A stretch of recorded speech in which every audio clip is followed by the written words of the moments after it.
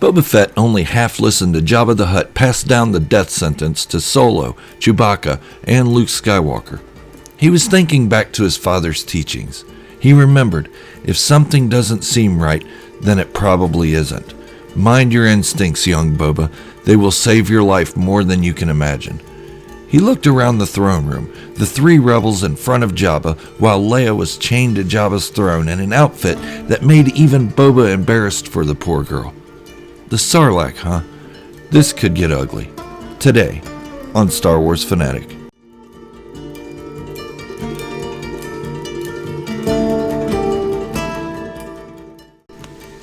If you're new to the channel or haven't done so yet, go on and hit the subscribe button, turn on notifications, and give the video a thumbs up to help the channel grow. It seemed like he had been watching Leia forever. She couldn't see his eyes behind his mask, but if she could, she would see his anger and empathy in one look. Empathy? Did he even have any? Yes, but only for innocents caught in battle and those used as slaves for a rich Hutt's pleasure. He tried to remember how many Zygarian slave traders he had killed without a contract to do so. Now, as he looked at Leia, he thought of her treatment. When she was captured by Jabba, she was stripped of all her clothes and made ready for his service in the middle of the throne room, for all to watch and mock her. Boba Fett thought she should have been saved of this and just killed, but he couldn't do that. He just had to watch on helplessly until this whole event played out. And he had an idea how this was going to end, and it wouldn't be with a Jedi falling into a Sarlacc. Nothing seemed right on this day. He listened to his father's words and understood his instincts will once again save his life. As hard as it was to admit, Boba Fett's objective for returning to Jabba the Hutt's palace would have to wait. Jabba's death would not come at his hands right now.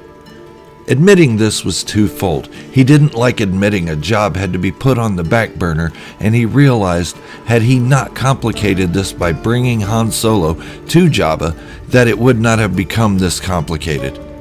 But, as he was taught, there is no regret in refocusing when you are ensuring the job was going to be done correctly. So, the Sarlacc, huh? Interesting choice of execution, or rather, an embarrassment. The ride to the pit of Carkoon was a long one and required the use of Jabba's sail barge, the Katana. The exterior looked okay, but the inside was just as Jabba's palace was, dark and damp, horribly under maintenance. It smelled like rotted meat and even more rotted bowels. Good thing Boba's helmet kept most of the smell out, but not all of it. He stayed close to Jabba for the entire trip, but he watched as the disgusting slug would torment Leia, pulling her close to him and drooling on her. Does he not understand whom he has on his chain? The little light that shone in the barge came from slatted windows with heavy blast covers in front of them. It was enough light to see that this needed to end soon. One way or another, Jabba was going to die in the middle of the Tatooine desert today. It's a shame that it probably would not be done by Boba Fett, though. Time after time, Jabba would make it uncomfortable for Boba to continue ignoring what he was doing to Leia. Sure, she wasn't Boba's favorite person, but there were no hits out on her. So, she was really of no concern to him, other than the moral code Boba carried from his father and his father's own mentor. Jabba's disgusting treatments of her and that annoying Kowakian monkey lizard was enough to make him just end it all right there. But he couldn't. He needed the low profile. The long ride to the Sarlacc afforded Boba a bit of thinking time. He remembered his father telling him that everything he would need was aboard the Slave One, just before he was killed by the Jedi, Mace Windu. Jedi have been such a nuisance to him. This time is no exception. But aboard the Slave One were ancient Mandalorian scripts handed down through the generations from one Mandalore to another. In those scripts were worlds of interest to the Mandalorian people. Interests because of one reason or another. But Tatooine was on this list. The reason? It was one of the only worlds that contained raw Beskar. The twin suns, the sand, and the churning core of the planet created the perfect environment for Beskar to naturally occur hundreds of feet below the surface. It would need to be mined and refined and could take years or longer to retrieve it, but Tatooine was the best place to create a new Mandalorian society. The location was out of the way and hard for any core world government to control, and the locals minded their own business. Not to mention the endless Beskar deposits. This had been a closely guarded secret, one that the Mandalores of the past kept close to them, not even telling their closest adjutants. Now, Boba Fett was in possession of this knowledge, but he had to get out of this predicament. He looked out the slatted window to see Han Solo, Chewbacca, and Luke Skywalker all in shackles aboard the skiff. He thought to himself that it was funny. The last time Boba had encountered Luke Skywalker, the farm boy didn't even know it was him. Boba had blinded him just before the fight. Ironic. True, the kid was not trained as a Jedi yet, but he had that droid with him that caught Boba off guard. He escaped only to be captured by Jabba the Hutt. This was a ruse. All of it. Boba Fett had to think of an escape plan, not a retreat, but a way to regroup. His job is compromised by the rebels that he was contractually obligated to protect Jabba the Hutt from. Boba Fett was not afraid of the outcome, and he just knew he wouldn't get his chance to kill him. If the rebels were to kill Jabba, Boba could not seem like a failure, but at the same time, this could work to his benefit. If the rebels succeed, which they most likely will, then the rest of the Hutt cartel will not be looking for Boba as a suspect. His attention is once again drawn to Jabba and his scantily clad slave girl, Leia Organa. He should just kill them both right here. The ship comes to a slow stop and hover. Boba looks out and there it is, the Sarlacc. They aren't particularly dangerous if you aren't a roving bantha that happens to wander into its sunken sand trap. They have tentacles that can reach out, but they aren't very mobile. But they are a delicacy to the Krayt dragons. It isn't hard to escape the grasp of a Sarlacc if you have the right hardware. You definitely couldn't just climb out of the pit if the Sarlacc is alive. Okay, smart move. Put the Jedi into the pit first. Is this supposed to be torture for the others?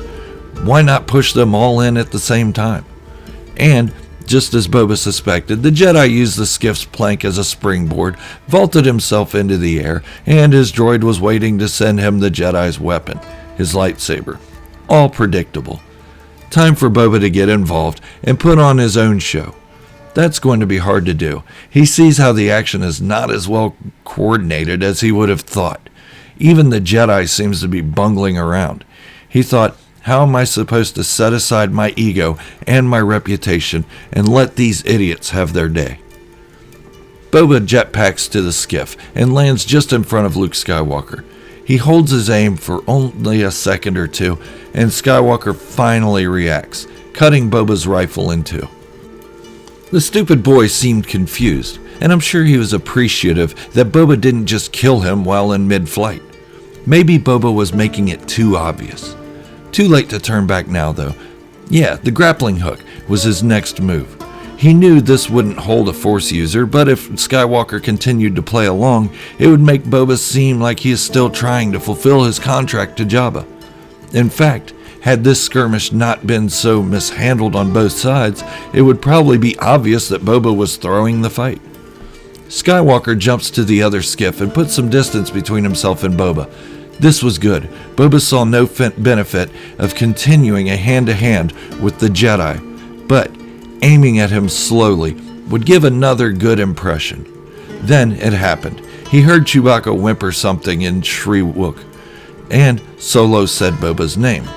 He heard it from behind and waited for something, anything to get him out of this battle. He wasn't worried about what kind of blow would come. Han didn't have any weapon that could penetrate his Beskar armor. In fact, no one there had any weapon that could penetrate his armor. Han clumsily spinning and knocking into Boba was perfect. It malfunctioned Boba's jetpack. The same thing happened to his father, Jango Fett. when the three-horned reek trampled him on Geonosis. So, this would be ironic. Boba allowed his jetpack to misfire until he slammed into the side of Jabba's sail barge, then cut the power to it and let himself fall into the pit. This battle was over for him, and Jabba would soon be dead, if he wasn't already. He had hoped that Bib Fortuna would survive. He wanted to kill him himself. As Boba settled into his temporary new home, he had to keep cutting away the needle-like organs that were meant to keep him alive for 1,000 years. He told the Sarlacc, "I will not be in here long enough for that." He could hear the groans of Jabba's fallen henchmen, but paid them no mind. He could hear the muffled sounds of the battle just above them. Then, a loud explosion and silence. It was now time to plan his escape from the belly of the Sarlacc. This was not as easy as he had thought. In fact, the Sarlacc was determined to keep him as a meal. His Beskar was doing a good job of protecting him, but he was losing energy. With every swipe of his blade and every rip at its innards, Boba Fett was getting weaker. The Sarlacc really evolved its defenses and could withstand a lot. After fighting, cutting, slashing, ripping, and pulling, he was becoming disoriented. He was just about to resign himself to a new fate, a fate where he failed his father and his father's mentor. He then regained consciousness and heard no more moans from the other dinner guests. The anesthesia must have got to them. Just then, he tried it one more time, the jetpack. It flickered and sparked for a moment, then jolted to life, pulling Boba slowly out of the beast's stomach, slashing at tentacles as he exited the giant tooth-lined opening. As he cleared the monster, he flipped down his rangefinder, locked onto the Sarlacc, and sent his rocket spiraling down just before his jetpack malfunctioned again, dropping him inside the sloped rim of the pit. But the rocket did its job. The Sarlacc was no more. Weak and tired, Boba climbed out of the pit slowly. As he reached the edge, he looked around at Jabba's barge's wreckage, then collapsed. Okay, so that's the third and final part of my Boba Fett fanfiction from his point of view of the Battle of the Sarlacc. I know it isn't canon, but in my head it explains why he was so easily beaten at the Sarlacc. He needed an escape plan and needed to regroup in order to fulfill his destiny and become his father's and Jaster Mareel's legacy. This series leads into a couple theory videos and fanfictions I did a while back as to why it took Boba so long to regain his armor during The Mandalorian. I'll link those videos at the end of this one and try to put them in the description as well. Let me know what you think in the comments below. Did you like the story? Should I do a prequel to Jaster and Jango? I'd love to hear from you. If you're new to the channel or just haven't done so yet, go ahead and hit the subscribe button and turn on notifications to stay up to date on all my Boba Fett fanfictions, Star Wars theories, and general commentaries and discussions. Also, hit the thumbs up to show your love for what I do here and share the video with some friends. Let's see if we can get the likes of Lucasfilm to see these. Doubtful, but hey, a man can dream. Well, thank you for watching, and remember, this is the way, the only way.